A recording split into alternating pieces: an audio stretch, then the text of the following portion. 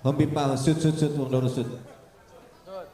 Oke, sini yang kertas gampang Prof. Jadi biar gak sulit-sulit sud aja, tabrak aja.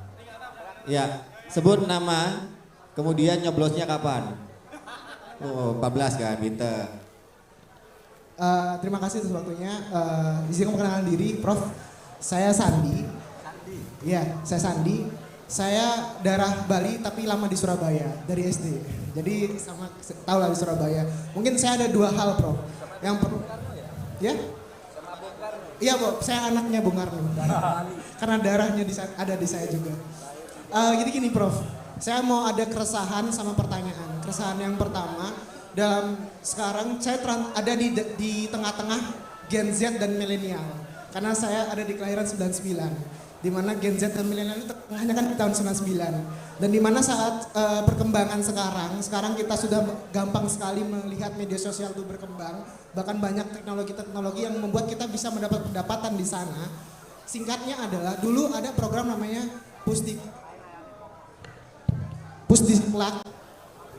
Pusdiklat untuk pembaharuan unicorn untuk lokal brand.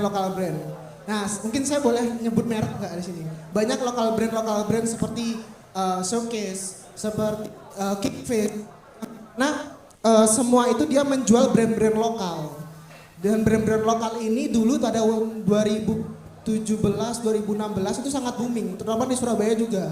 Bahkan kayak ada band-band festival lokal yang memang semua itu secara underground itu berputar ekonomi. Anak-anak dulu saya masih SMP itu bisa buat event. Kalau di Surabaya itu di Moncastle, Prof.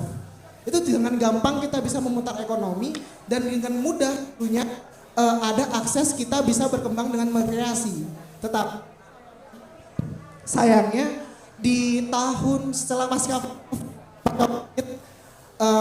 rata-rata event-event anak muda seperti event-event yang ada lokal bandnya, ada event-event baju clothingannya itu berkurang. Nah, harapannya Prof untuk keresahan ini, semoga ada satu event seperti di Pemandian Pariwisata saya pernah lihat di Instagramnya, itu yang memang membudidayakan beberapa lokal-lokal brand. Ada pusdiklat persepatuan.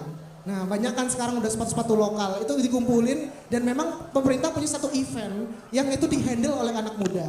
Itu untuk keresahan yang pertama, Prof. Lalu yang kedua ada pertanyaan ini, Prof.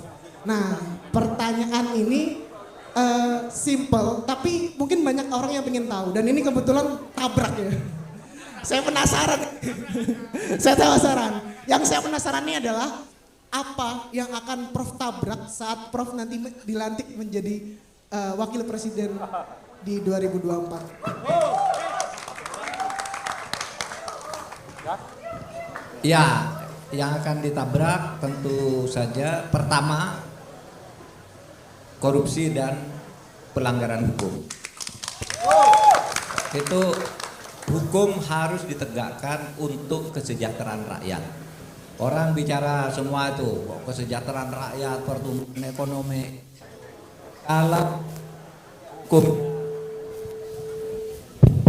Kalau hukumnya tidak tegak itu semua tidak ada gunanya. Semua itu hanya akan dikorupsi lagi. Oleh sebab itu saya katakan niru anak-anak muda, saya tabrak, mundur wir. Kalau tabrak kamu, begitu yang pertama. Wir, mundur wir. Pembersihan birokrasi, ya pembersihan birokrasi itu yang pertama. Saudara, soal local brand dari kegiatan ekonomi kreatif. Sejak selesai Covid memang agak lesu. Kemarin juga kita sudah bicarakan itu bagaimana ini menggalakkan kembali. Nah, nanti kita buat kebijakan-kebijakan yang mempermudah terutama perizinan gitu. Perizinan itu tidak usah bertele-tele lah. Soal perizinan sudah diatur di dalam, sekarang kita punya namanya SPBE, Sistem Pemerintahan Berbasis Elektronik.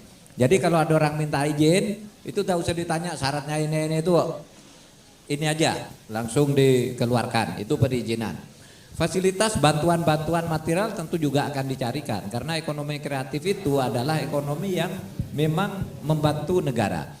Nah, event-event yang kemarin di zaman Covid itu ya, di zaman Covid event itu memang sangat terkendala karena misalnya pertunjukan rakyat kecil seperti jatilan, ngamen dari rumah ke rumah itu ndak bisa lagi waktu itu. Kelompok-kelompok ketoprak, teater-teater kecil itu kemarin macet semua selama 2,5 tahun sampai kami dari pemerintah pusat tuh mengatur, misalnya kelompok ini nanti suruh tampil di TV lokal, kita yang ngatur. Ini harus tampil sebulan minimal sekali. Negara yang membiayai, negara yang membayar itu waktu Covid ya. Misalnya di Jogja ini ada beberapa kelompok sana, kelompok kesenian mati selama Covid itu. Kita minta televisi, ayo ini ditampilkan seminggu ini, minggu berikutnya ini, minggu berikutnya, sehingga mereka punya ya, mereka bisa memelihara diri. Dan sekarang karena Covid sudah selesai, dari pandemi sudah bergeser ke endemi, kita bisa atur kembali ini untuk bisa digalakkan seperti dulu.